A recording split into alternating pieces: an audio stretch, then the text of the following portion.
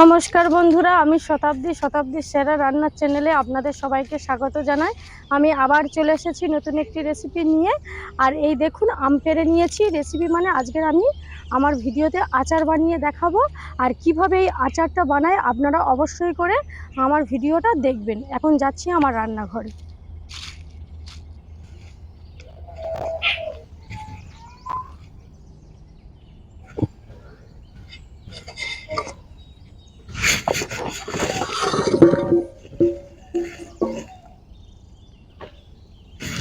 বন্ধুরা, আমার রান্নাঘরে চলে এসেছি। এবার আমগুলো ভালো করে কেটে কুটে পরিষ্কার করে নেব।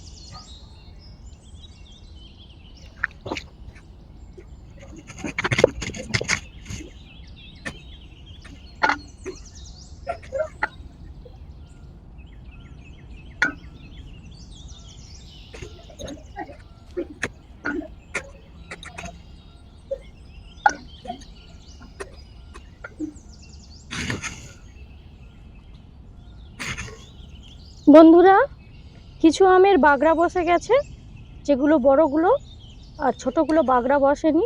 আমি যত ছোট করে নেব তত ভালো হবে এই আচারটা। আর এই আচারটার নাম হলো আম কাসুন্দি, বা আমাদের পাড়াগাঁয়ে বলে আমের ছেরকা।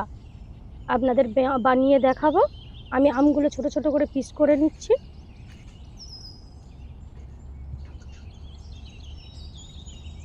যত ছোট ছোট করে পিস করে নেব তত ভালো হবে।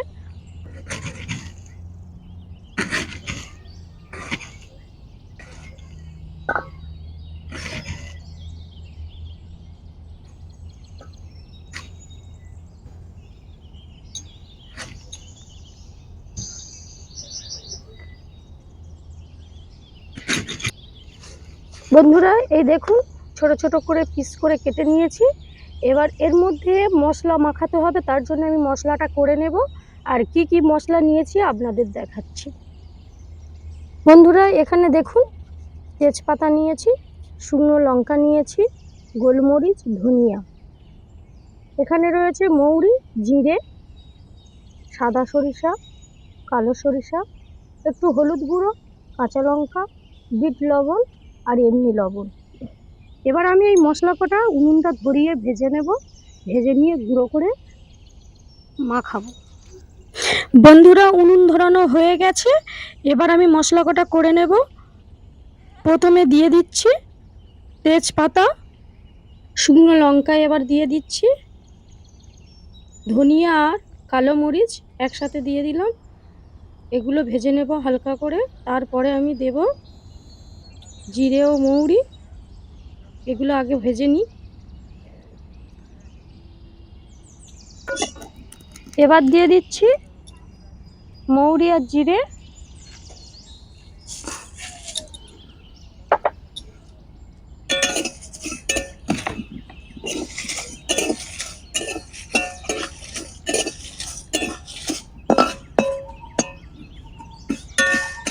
বন্ধুরা ভাজা হয়ে গেছে, এবার নামিয়ে নিচ্ছি।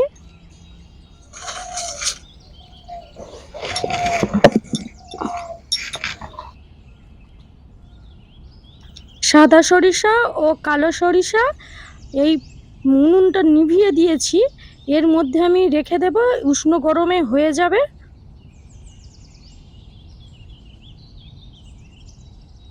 হালকা করে আমি নেড়ে চেড়ে দেব, এইভাবে থাকবে বন্ধুরা। এবার এই মশলাটা আমি ভালো করে গুঁড়ো করে নিচ্ছি।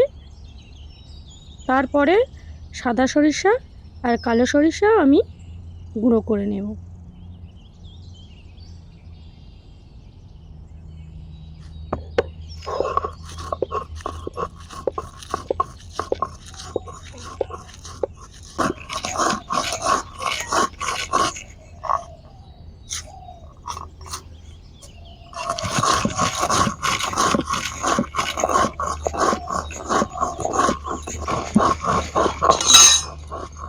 মশলাটা গুঁড়ো করে নিয়েছি।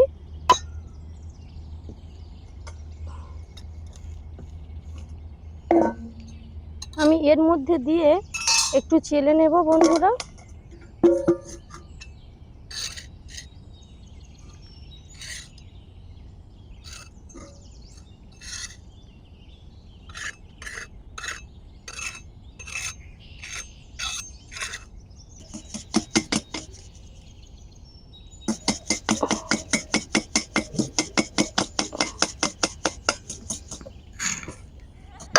বন্ধুরা চেলে নিয়েছি মশলাটা, এবার সর্ষে কটা গুঁড়ো করব।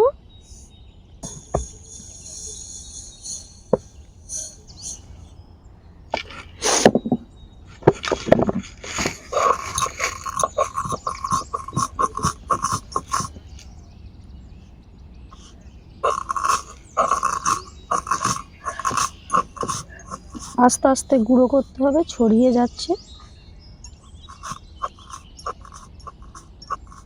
সর্ষে গুঁড়ো করে নিয়েছি, এই দেখুন। এবার আমি চেলে নিচ্ছি।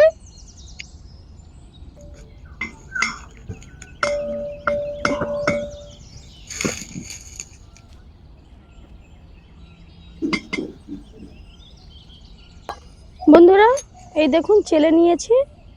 দু রকম মশলা, সর্ষে গুঁড়ো আর সব রকম ধনিয়া ছিল, মৌরি ছিল, তেজপাতা ছিল, লঙ্কা ছিল শুকনো। এবার এর মধ্যে এই যে আম কটা আমি কেটে রেখেছি দিয়ে দিচ্ছি।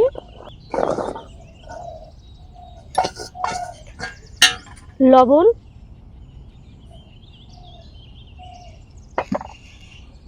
বিট লবণ দিলে টেস্ট হবে, বিট লবণ দিলে। একটু হলুদ গুঁড়ো দিয়ে আমি ভালো করে মেখে নিচ্ছি।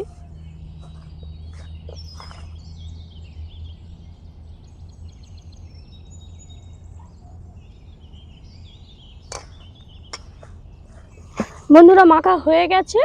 এবার এগুলোকে আমি বয়ামের মধ্যে ভরবো, ভরে 5-6 দিন রোদ খাওয়াবো, তারপরে আপনাদের দেখাবো কিভাবে আম কাসুন্দি হয়েছে। আগে আমি বয়ামের মধ্যে ভরছি।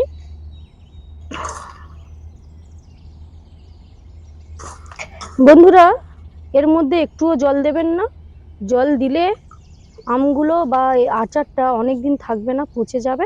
সেই জন্য এইভাবে নুন মাখিয়ে রাখলে রোদ খাওয়ানোর পরে এটা একদম হয়ে যাবে,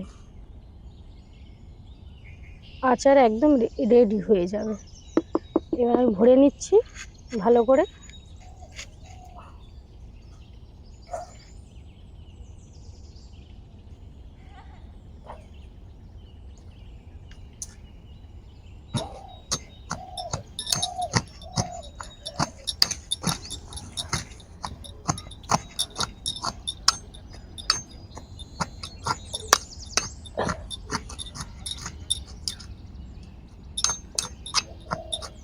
বন্ধুরা, এই দেখুন আমি বয়ামটা একদম ভরে নিয়েছি, আর এর মধ্যে আর কিছুই দেব না।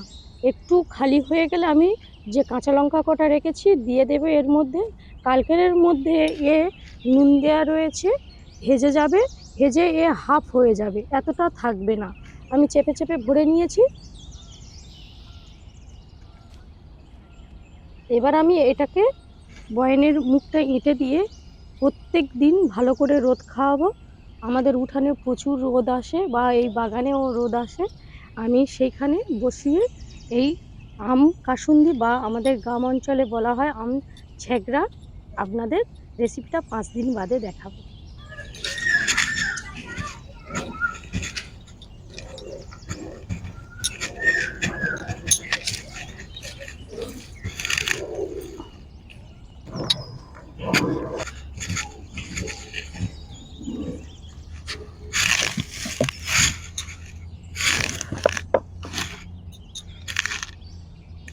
বন্ধুরা, আমি 5 দিন বাদে চলে এসেছি আম কাসুন্দির রেসিপি নিয়ে, বা আমাদের গ্রাম অঞ্চলে বলে থাকি ছেগড়া।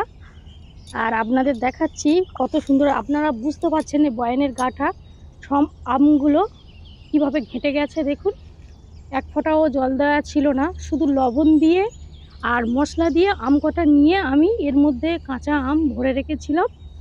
আরও কিছুদিন গেলে আরও নরম হয়ে যাবে, আরও মিহি, মানে ঘাঁটা ভাব হয়ে যাবে, আর খুব সুন্দর খেতে লাগবে। বন্ধুরা, রোদে থেকে তোলার পরে আমি এইভাবে প্রত্যেক দিন একটু করে নেড়ে চেড়ে দিই, আর আপনাদের দেখাচ্ছি কত সুন্দর হয়েছে আম কাসুন্দি। এই দেখুন, আমি একটা খেয়ে বলছি আপনাদের।